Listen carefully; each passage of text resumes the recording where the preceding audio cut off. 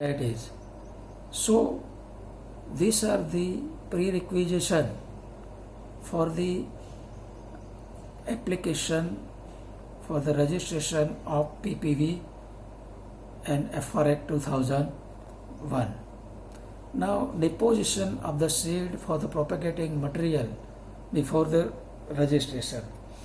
So, deposition of the seeds is necessary for the dust test conducted by PPV and FR authority.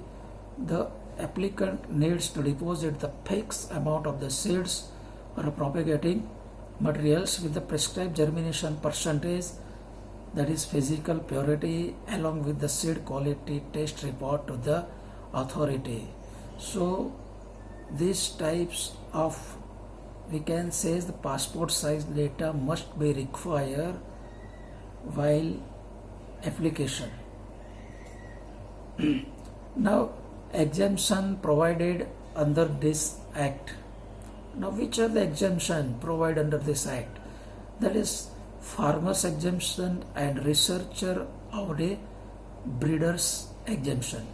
So, farmer exemptions, which includes the farmer shall be entitled to produce, save, use, sow, resow, exchange, share or sell his farm produce, including the seeds of a variety protected under this act.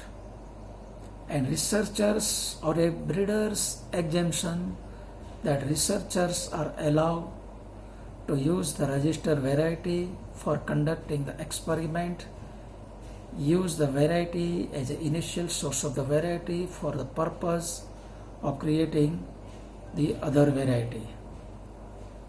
So latest, the plants that are covered under this PPV FR Act. So which crops are including for registration of the PPV FR Act 2001? So as of now, following latest 18 plant species can be registered under this act. So we can take example of cereals, that is rice, wheat, maize, sorghum and pulse millet. While in case of legumes, that is chickpea, mung bean, urad bean, field pea, rajma, lentil and pigeon pea. While in fiber crops, that is 4 species of the cottons, namely Gossypium arboreum, Gossypium herbaceum, Gossypium barbadans and Gossypium hirsutum, and 2 species of the jutes which are registered under this PPV FR Act 2001. So the rights enjoyed by the owners or a variety or a breeder's rights. So after getting a register of the variety under this PPV FR Act, the owners of the protected variety has been following rights. So either farmers or a researchers or a breeders, they produce, they sell, they market, after producing they distribute, to import and export the variety. So this all kinds of producing and export the variety. So in shortly, before registering the variety, it should be novelty, distinctiveness,